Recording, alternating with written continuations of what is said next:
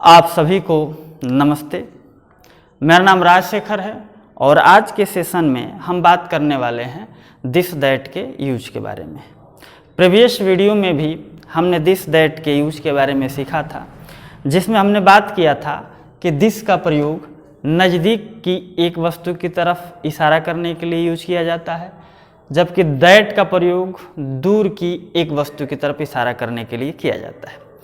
Previous video में हमने बात किया था पॉजिटिव सेंटेंसेज के बारे में।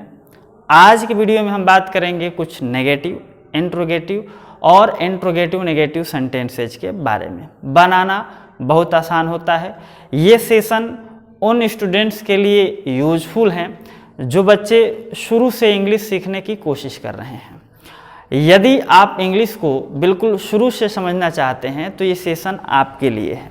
आइए सेशन आरंभ करते हैं। दिस और दैट के साथ जो समस्या है वो ये है कि पॉजिटिव की सहायता से सारे सेंटेंस बन जाते हैं। जैसे यदि सेंटेंस इस तरह से 4 सेंटेंस पहले हम हिंदी में लिखते हैं एक ही तरह के, जैसे यह एक मोबाइल है, यह एक मोबाइल है। अगर इसको इंग्लिश में ट्रांसलेट करना है तो हम इसको लिख सकते हैं दिस इज अ मोबाइल। ये हो गया। प्रीवियस वीडियो में हमने इसके नेगेटिव सेंटेंस के बारे में भी चर्चा किए थे। जैसे अगर इसी का नेगेटिव बनाना होता तो होता यह एक मोबाइल नहीं है, यह एक मोबाइल नहीं है। यदि इसका आपको इंग्लिश बनाना पड़े तो कुछ नहीं करना है, आपको इज के बाद नॉट का बस यूज कर देना है। This is not a mobile, this is not a mobile. अब इज नॉट को कॉन्ट्रैक्शन फॉर्म में इजंट लिखा जा सकता है। This is not a mobile. Interrogative sentence की चर्चा करेंगे इसके तुरंत बाद। कुछ होता नहीं है, पॉजिटिव की तरह ही स्ट्रक्चर होता है, बस इससे पहले क्या शब्द जुड़ जाता है। क्या यह एक मोबाइल है? क्या यह एक मोबाइल है? Question mark. ये हो गया। यहाँ देखिए यह एक मोबाइल है, इससे पहले क्या जुड़ गया? तो ये क्या जुड़ने की वजह से यस और नो टाइप इंट्रोगेटिव सेंटेंस हो गया। यस और नो टाइप इंट्रोगेटिव सेंटेंस किसको कहते हैं? सेंटेंस के बेसिकली टाइप कितने होते हैं, ये सभी टाइप के बारे में प्रीवियस वीडियोज में बताया जा चुका है। आप एक बार जा करके वीडियो देख लीजिए।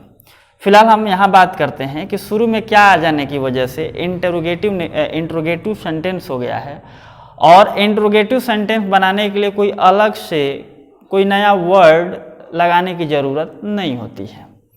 पॉजिटिव सेंटेंस की सहायता से ही इंट्रोगेटिव सेंटेंस को भी ट्रांसलेट कर लिया जाता है। जैसे देखिए यह एक मोबाइल है, दिस इज अ मोबाइल, लेकिन यही क्या इधर लग गया तो इंट्रोगेटिव हो गया। तो इसको बनाने के लिए वहाँ का जो दिस लगा हुआ है उसको पहले कर देंगे। Is this a mobile? Question mark. Is this a mobile. अब हो गया क्या यह एक मोबाइल है।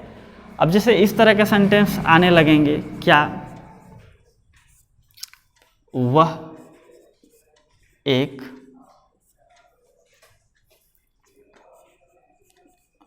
दुकान है? क्या वह एक दुकान है? तो पहले ये देखिए वह एक दुकान है, that is a shop, that is a shop. Is को उठा के पहले कर दो। That is a shop, is that a shop, is that a shop. इसका मतलब हो गया क्या वह एक दुकान है? क्या यह एक बल्ब है। क्या यह एक बल्ब है? तो बनाइए, यह एक बल्ब है। This is a bulb. Is को पहले कर दो। Is this a bulb. तो आप देख रहे हैं कि सेंटेंस किस तरह से बना है। एक और देख लीजिए, क्या वह एक महंगा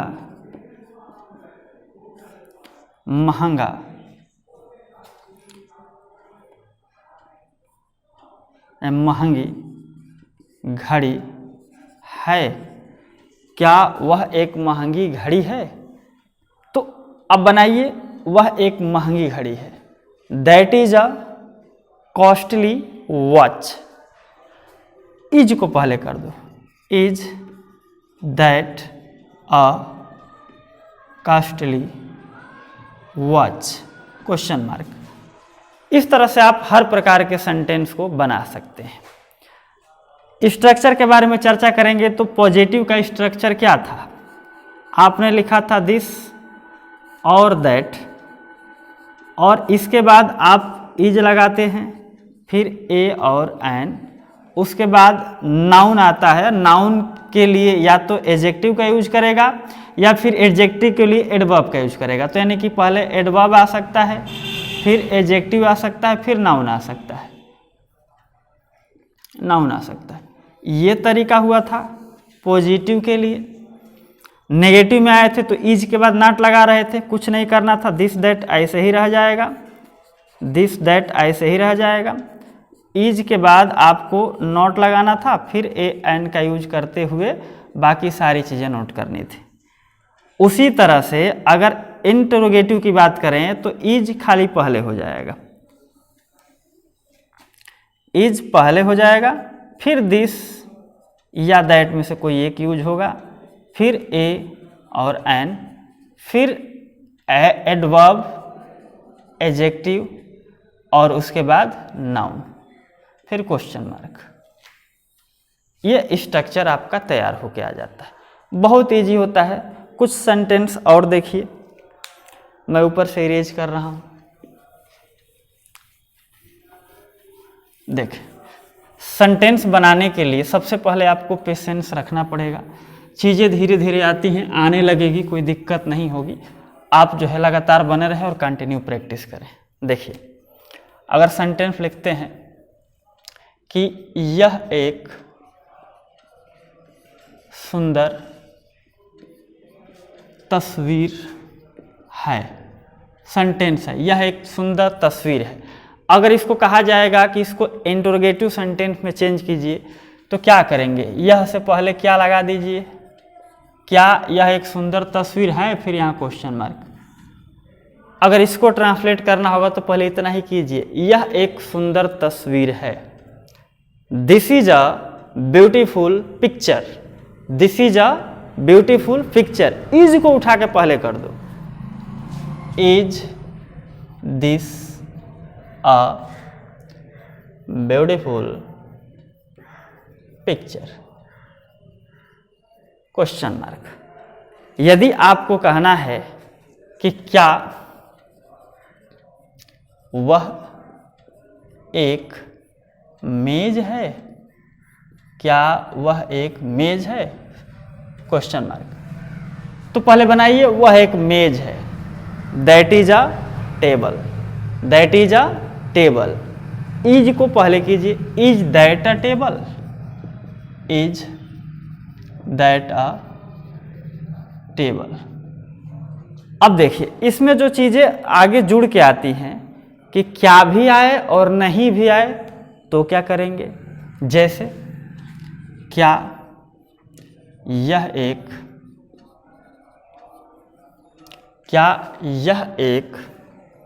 कुर्सी नहीं है, क्या यह एक कुर्सी नहीं है? अगर इसको बनाना है आपको तो आप क्या करेंगे? पहले यह एक कुर्सी है, नहीं भी आया और क्या भी आया, तो इसका बनाने का सिंपल सा तरीका है।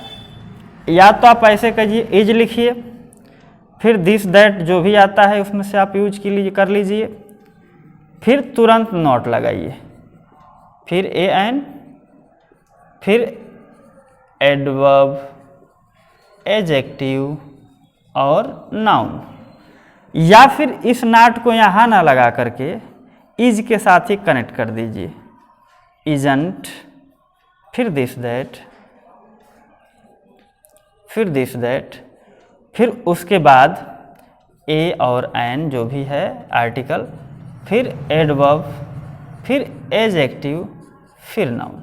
जैसे इसको देखिए, क्या यह एक कुर्सी नहीं है? तो आप पहले बनाइए, क्या और नहीं को एक ही में जोड़ दीजिए, चूंकि यह है तो इज ही लगाओगे, इजेंट लगा दो, इजेंट दिस अ चेयर। इसको ऐसे भी बनाया जा सकता है, is this not a chair. जैसे कुछ और एग्जाम्पल्स देखिए, मैं इधर से इरेज कर रहा हूं।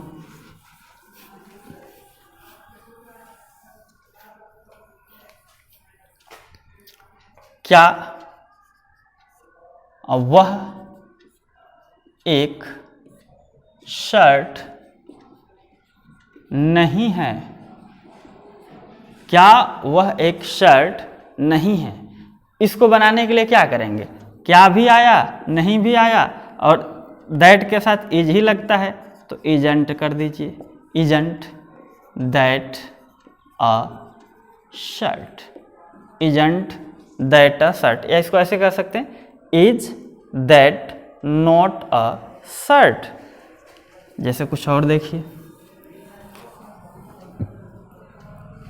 क्या यह एक अच्छी कहानी नहीं है? क्या यह एक अच्छी कहानी नहीं है? क्या नहीं, इजेंट, इजेंट, उसके बाद यह दिस अ गुड स्टोरी। आप इसको ऐसे भी लिख सकते हैं, is this not a good story. गलतियाँ यहाँ होती है, देखिए अगर ये इज और नॉट अलग अलग होगा तो इज यहाँ रहेगा, नॉट दिस के बाद जाएगा या फिर दैट के बाद जाएगा। लेकिन अगर आप ऐसे करते हैं, is not this a good story, तो ये हो जाएगा गलत। इस बात का आप केयर करेंगे कि नॉट जब भी यूज करना होगा दिस और दैट के बाद ही नॉट का प्रयोग होगा। यदि नॉट का यूज करना है तो इज के साथ ही लगा दीजिए कॉन्ट्रैक्शन फॉर्म में, या फिर दिस और दैट के बाद लगाइए। इस तरह से अगर फॉर्मेशन करेंगे तो सेंटेंस कंप्लीटली रॉन्ग हो जाएगा। तो आज के सेशन में इतना रहने देते हैं, फिर किसी सेशन में पोसेसिव एडजेक्टिव का प्रयोग करते हुए सेंटेंस बनाने की कोशिश करेंगे। तब तक आप इसको रिवाइज कीजिए, पढ़िए, रिपीट कीजिए, समझ में नहीं आ रहा है तो बार बार देखिए। तब तक वंदे मातरम।